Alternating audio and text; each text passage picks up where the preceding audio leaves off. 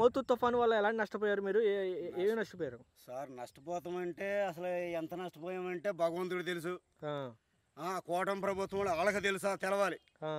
ఇక్కడ ఎంత నష్టపోయామంటే ఇళ్ల స్థలాలు అమ్ముకుని అలోలాసనాల చెట్ల కింద ఉండే ప్రభుత్వం ఇది ఆదుకుంటుందేమని చూస్తే ఇంత నష్టపోయి 4 నెలలు నడిచింది రేవు.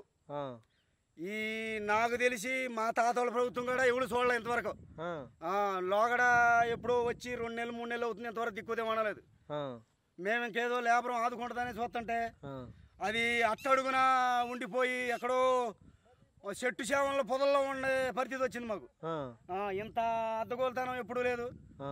మన తుఫాన్ వచ్చింది రీసెంట్ గా, తుఫాన్ వచ్చి ఇళ్ళు కాడ పడిపోయి మోతు తుఫాన్ అంటారు, నిన్నగా మొన్న వచ్చింది. దాని సంగతి ఏమీ పట్టించుకోకుండా ఉన్నారు. మా పరిస్థితి ఇంత దీనాశీతంగా ఎప్పుడు లేదు. పోయిన 5 సంవత్సరాలు బంగారం ఆదుకున్నాడు ఆ మహానుభావుడు జగన్ గారు. వీళ్ళు వచ్చారు 2 సంవత్సరాలు అయిపోయింది, ఇంతవరకు పావుల పెళ్లి ఇచ్చింది లేదు మాకు రైతులకి. మా సంగతి ఇంకా ఇక దేవుడు కూడా మమ్మల్ని పక్క దోసినట్టున్నాడు ఈ టీడీపీ ప్రభుత్వం లాగా, వీళ్ళు దోసినట్టు. ఎందుకు ఇప్పుడు చూస్తున్నారు మరి? ఏంటి బ్రహ్మాండంగా ఉంది, 6 గ్యారెంటీ పూర్తి చేసాం, అసలు రైతులు సురక్షితంగా ఉన్నారు. రైతు వ్యవసాయమే దండగని చెప్పాడు ఆ చంద్రబాబు గారు. ఆయనకి కోటి వందనాలు పెట్టవచ్చు దండాలు. పండిపోతే ఏమి తింటాడు రైతు? రైతు పండితేనే నువ్వు తినేది. నువ్వు ఉండవాడు షేర్ బియ్యం 1,00,000 రూపాయలు పెట్టాను కొంటావు, మేమేం తినాలి? పండి వ్యవసాయం దండగాని ఎప్పుడో చెప్పాడు.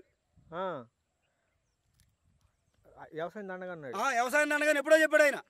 అందుకని మిమ్మల్ని పట్టించుకోవట్లేదా రైతుల్ని పట్టించుకోవద్దంటే రైస్ వ్యవసాయం దండగన్నాడు. బ్యాటరీలు అంటే ఎక్కడి నుంచి వస్తాయి? ఉండవాళ్ళకు ఉంటాయి బ్యాటరీలు, లేని లేబర్కి ఏముంటాయి బ్యాటరీలు? భూదేవతలను పండించుకోవాలి. అవును, అది పండితే తిన్నట్టు, లేకపోతే అడుగు తిన్నట్టు. మేము అసలు ఎట్లా ఉన్నాయి రేట్లు కానీ గిట్టుబడతారు? గిట్టుబడి ధరలు ఉండాలంటే అసలు కేంద్రంలో మన కాంగ్రెస్ ఉండాలి, ఇక్కడ మా జగన్ గారు ఉండాలి. అప్పుడు రేట్లు ఉంటాయి. లేబర్ బతికి ఉండాలి, తినాలంటే 5 ఏళ్ళు నోటకి వెళ్ళాలంటే ఆయన ఉండాలి. అసలు ఏం చేయలేదు అంటున్నారు కదా జగన్ రైతులకి? జగన్ చేసాడో చేయలేదు తిన్న వాళ్ళకి తెలుసు. ఇంటికి గడపకు వచ్చి 1,00,000 రూపాయలు పైనే కానీ లోపు తినాలి ఎవడైనా సరే. రైతులు రొమ్ము గుద్ది చెబుతాను ఎవడైనా సరే, ఎవడని చెప్పమాను. 1,00,000 నుంచి పైకి ఇప్పుడు తిన్నవాడు ఎవడు ఇవ్వాలా? 10 పైసలు తిన్నది లేదు నేను. అయినా అసలు మొత్తం 2 సంవత్సరాలు అవుతుంది, ఇంకా 3 సంవత్సరాలు ఈ ముగ్గురు గదిలేసి మొదలష్టం అయిపోయింది అంతే.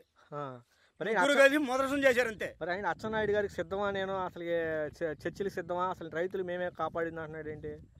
అచ్చెన్నాయుడు గారు ఆయనకు ఉంది, తింటాడు.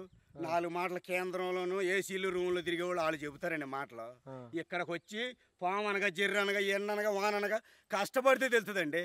ఏసీ రూమ్లో ఉండి నెంబర్ 1గా చేసాం, బాగా చేసాం అని చెప్పుకుంటే సరిపోయింది ఆయన అచ్చెన్నాయుడు అన్న. ఆయన ఇక్కడికి రమ్మనండి, ఇక్కడేంటో చూపిస్తాం. ఆయన అక్కడ కూర్చుని మేము బాగా చేసి ఉంటాం కాదు, ఇక్కడికి రమ్మనండి.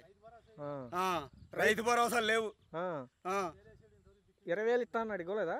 20,000 ఎక్కడండి? ఇదిగో అదిగో అంటున్నాడు. చెప్పిన హామీలు ఇవ్వలేదు కానీ ఇంకా కొత్త చెబుతున్నాడు. ఇక్కడ చెబుతాను పనికి మాటలు చెప్తే సరిపోయిందా? చెప్పుకుంటే సరిపోద్దండి. దారం ఢిల్లీ ఆపి నేను 100 చెబుతా, చెబుతాం కాదు, చెప్పి దమ్ముగా మగవాడు గల వేయాలి. ఓకే, సరే.